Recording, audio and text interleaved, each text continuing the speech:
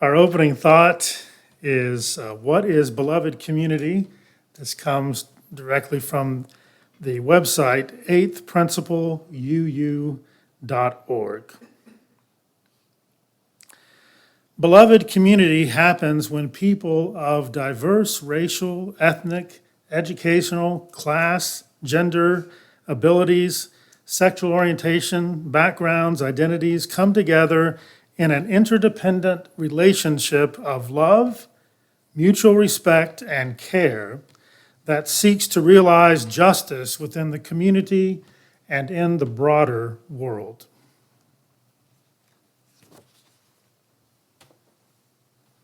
Our next reading comes from Bell Hooks from the work Black Looks, Race, and Representation.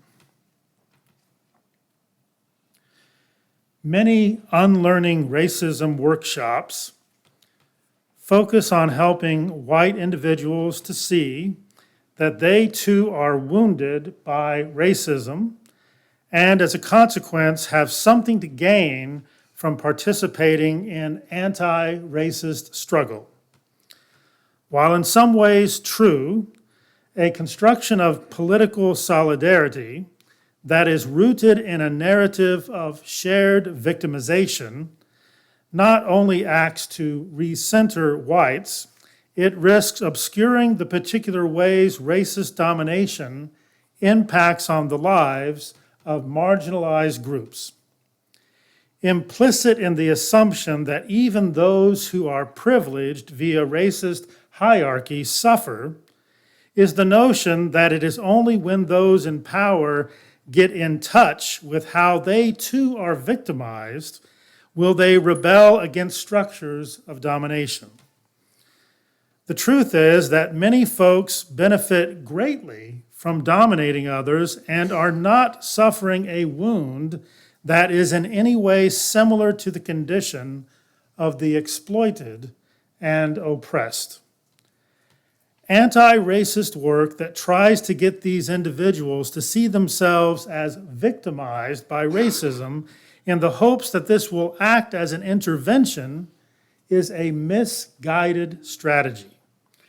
And indeed, we must be willing to acknowledge that individuals of great privilege who are in no way victimized are capable, via their political choices, of working on behalf of the oppressed. Such solidarity does not need to be rooted in shared experience. It can be based on one's political and ethical understanding of racism and one's rejection of domination. Our next reading is from Ibram X. Kendi, from his work, How to Be an Anti-Racist. The opposite of racist isn't not racist. It is anti-racist. What's the difference? One endorses either the idea of a racial hierarchy as a racist or racial equality as an anti-racist. One either believes problems are rooted in groups of people as a racist or locates the roots of problems in powers and policies as an anti-racist. One either allows racial inequities to persevere as a racist or confronts racial inequities as an anti-racist. There is no in-between safe space of not racist. The discourse this morning is focusing on the 8th principle, which looks at anti-racism for beloved community. This is our 8th of 8 reflections on the principles of Unitarian Universalism. The 8th principle states that we, the member congregations of the Unitarian Universalist Association, covenant to affirm and promote journeying toward spiritual wholeness by working to build a diverse, multicultural, beloved community by our actions that accountably dismantle racism and other oppressions in ourselves and our institutions. The eighth principle of Unitarian Universalism affirms that racism and oppression are the antithesis of beloved community, and any serious attempt at cultivating beloved community for all life must be proactively anti-racist and work for the liberation of all who are oppressed in our world. I'm not sure about you, but when someone says these words, quote, "I am not racist," end quote, it always raises a red flag in my mind. And when someone says something like this, quote, "Racism is a thing of the past," end quote, or, quote, "The United States is not a racist country," end quote, then the alarms go off full blast. And the Shakespeare-inspired words come to mind, quote, "The racist doth protest too much, methinks." The demonstrable evidence of racism in our past and present is so vast and irrefutable that any claims that we are not a racist society would be laughable if their acceptance were not so widespread and their implications not so dangerous and deadly. In a racist society, simply being, quote, "not racist," doesn't really move the needle towards being a less racist society. As expressed in the wisdom of Ibram X. Kendi, who I'm proud to say is a professor at my graduate alma mater, Boston University, the only way to make significant progress against systemic racism in society is for enough persons to become anti-racist and actively oppose and dismantle the systems that perpetuate racism. This is why so many racists who publicly claim to be not racist are so desperate to oppose any significant efforts to be anti-racist. Active and systemic racism will never be defeated by the passive stance of simply not being racist. Active and systemic racism will only be diminished by anti-racism that directly and actively opposes the systems of racism in our society.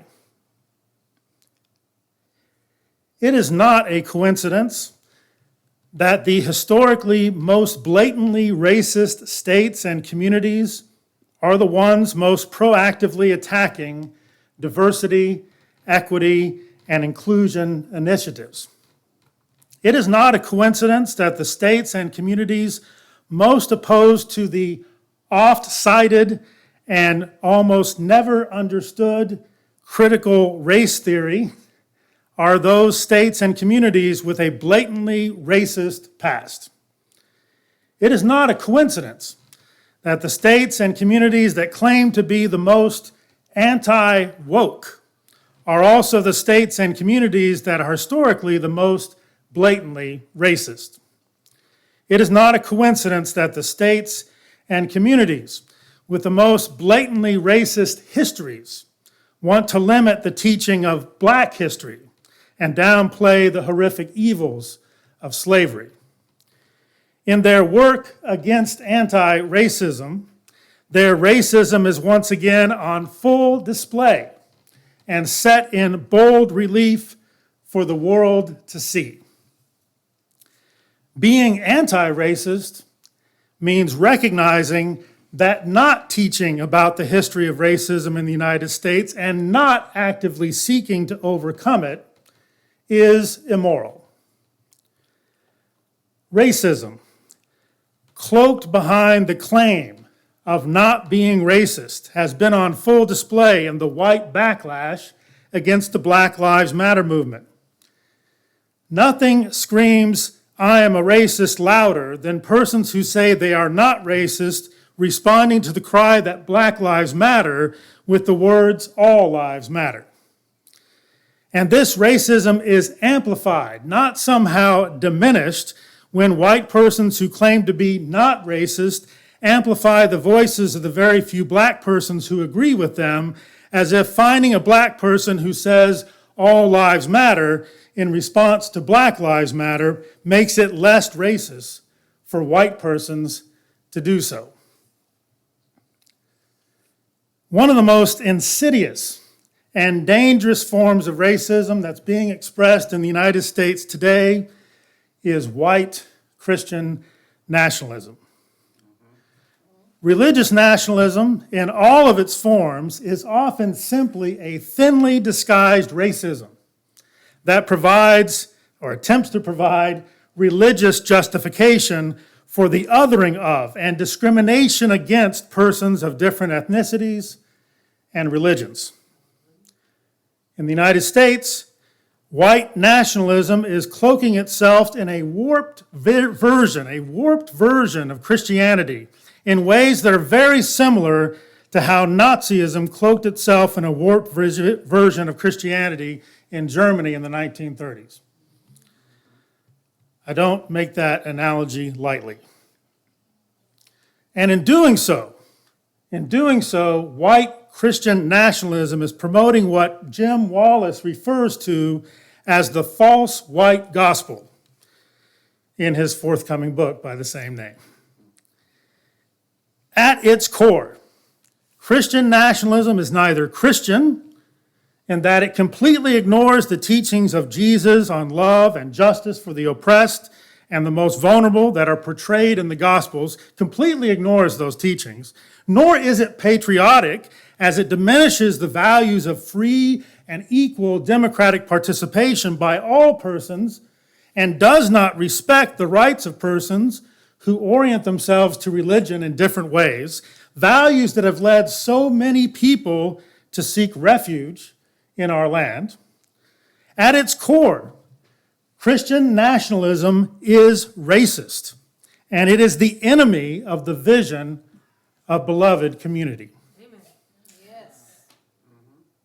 The eighth principle of Unitarian Universalism recognizes this. It recognizes that it will take much more than a passive stance of being not racist to address the systemic evils of racism and white Christian nationalism. It will take nothing less than a full and sacrificial commitment to the work of anti-racism for the sake of beloved community. This is our sacred task. I'm so thankful that this community has adopted the eighth principle of Unitarian Universalism to work for being anti-racist for the sake of beloved community. May we work together to make it so. Our parting thought comes from Michelle Alexander from The New Jim Crow, Mass Incarceration in the Age of Colorblindness. She writes, colorblindness, though widely touted as the solution, is actually the problem.